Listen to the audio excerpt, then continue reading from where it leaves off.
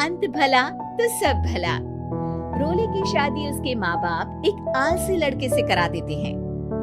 चलो, रोली की शादी हुई और हमने गंगा नहाई। और क्या, बेटियां तो होती ही हैं बोझ। हाँ, पर अब क्या चिंता, उतार तो दिया बोझ तुमने, अब वो लोग समझे। ससुराल में रोली का पति कहता है, देखो, मैं कोई काम नहीं करता, ये बात तुम्हारे मम्मी पापा को बता दी थी मैंने। अब जो किराया आता है दुकान का, उसी से घर का गुजारा करना है। कभी भूल से भी कोशिश ना करना किसी चीज की डिमांड की। क्या मम्मी पापा को पता था कि आप कोई काम नहीं करते?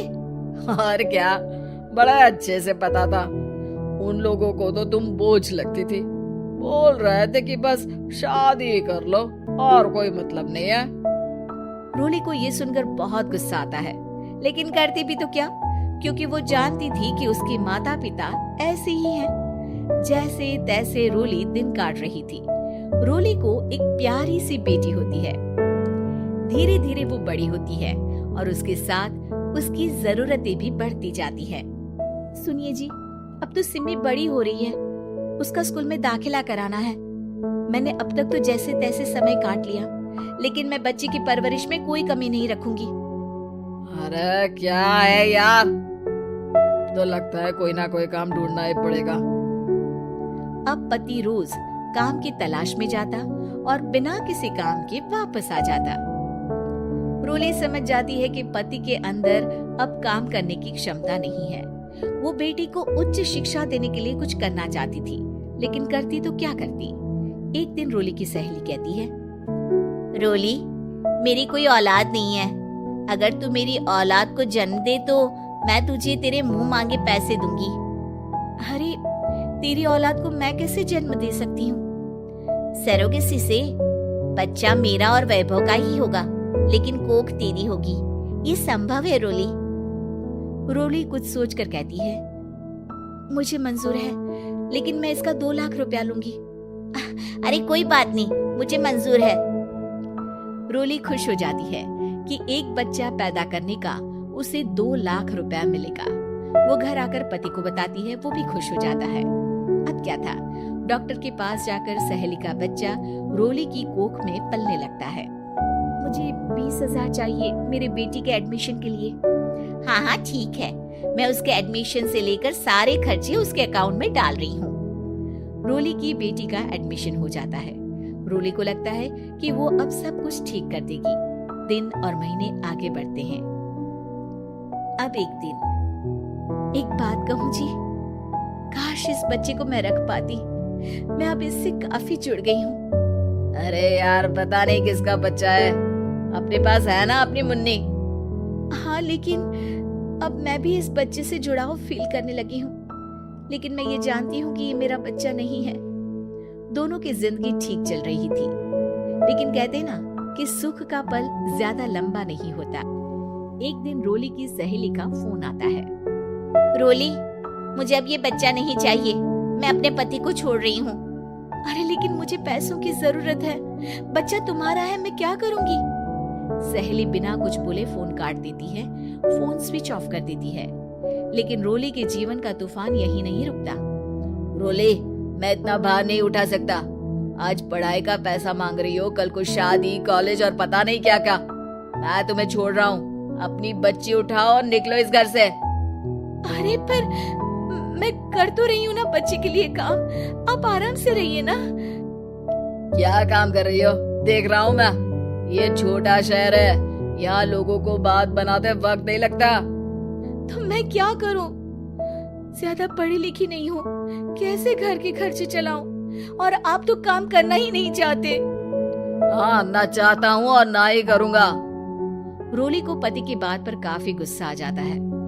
ठीक है, अगर मेरे जीवन में संघर्ष ही लिखा है तो वही सही। इस वक्त पति होने के नाते आपको मेरा साथ देना चाहिए था, लेकिन नहीं, आपने तो इस हाल में मुझे घर से बाहर निकालने की बात कह डाली।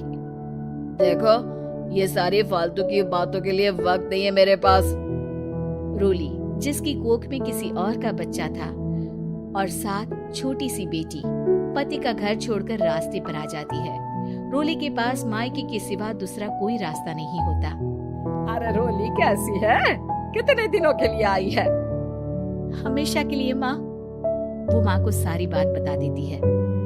ओए लड़की, इतनी हिम्मत का काम कर लिया। अरे ना, यहाँ कोई जगह नहीं है। तुम तो अपना बोरिया बिस्तर उठाओ और निकलो यहाँ से। रोली के पास अब मायके का रास्ता भी नहीं बचता। वो चुपचाप बच्ची को लेकर जा रही थी कि उसे दर्द होता है और वो डॉक्टर के पास चली जाती है और फिर वहां वो एक प्यारे से बेटे को जन्म देती है। कितना प्यारा है, कितने अभागे हैं इसके माँ बाप जो इसके पैदा होने पर भी नहीं है। तभी वहां डॉक्टर आ जाती है। रोली, बच्चे के पिता तुमसे मिलना चाहते हैं। आपका बहुत बहुत शुक्रिया। मैं इस बच्चे को पालूंगा, भले ही इसकी माँ ने इसे छोड़ दिया हो, पर मैं अपनी जिम्मेदारी निभाऊंगा। तो क्या आप मुझे इसके पैदा करने के लिए जिन पैसों की बात हुई थी वो भी देंगे? हाँ, और साथ ही आप चाहें तो मेरे घर में रहकर मेरे बच्चे की देखभाल भी कर सकती हैं। मैं उसके लिए आपको सैलरी दे दिया करूंगा। रोली को लगता है कि जैसे भगवान ने उसके लिए सुकून का रास्ता खोल दिया। वो अब मुकेश के साथ उसके घर चली जाती है, जहाँ रहकर वो उस बच्चे की देखरेख करती है। अब मुकेश के घर को रोली अच्छे से संभाल लेती है। उसके लिए खाना बनाने से लेकर बच्चों की देखभाल और घर की देखरेख। धीरे धीरे मुकेश को रोली से प्यार हो जाता है। रोली, तुम्हारी बेटी और मेरा बेटा बिल्कुल भाई बहन की तरह साथ रहते हैं। हाँ, आखिर है तो एक ही कोख के बच्चे, अटैचमेंट तो होगा ही ना। रोली, तुमने घर और मुझे दोनों को संभाल लिया। ये तो मेरा काम है। आपने भी तो मुझे छत दी जिससे मैं अपनी बेटी की पढ़ाई और भविष्य के लिए पैसे जोड़ सकूं। रोली, क्या तुम मुझसे शादी करोगी? अब मैं जानता हूँ तुम्हारी भी शादी कुछ खास अच्छी नहीं रही। रोली को मुकेश की बात ठीक लगती है। वो उसे हाँ बोलने की सोच ही रही होती है कि उसके पहले पति का फोन आ जाता है। रोली, मैं बहुत परेशान हूँ। मेरा एक्सीडेंट हो गया है। मैं चाहता हूँ तुम वापस आ जाओ। रोली को पुराने पति की चिंता होने लगती है। वो सोचती है कि वो क्या कर रही थी। हाँ ठीक है, मैं आ रही हूँ। हाँ रोली, आ जाओ, लेकिन बच्ची को कहीं हॉस्टल में छोड़कर आना, क्योंकि मैं नहीं चाहता कि हम लोगों के बीच फिर से वो सारी बातें हो। रोली को समझ आ जाता है कि पति आज भी सुधरा नहीं है। वो पति के पास जाने से इनकार कर मुकेश को हाँ कर देती है।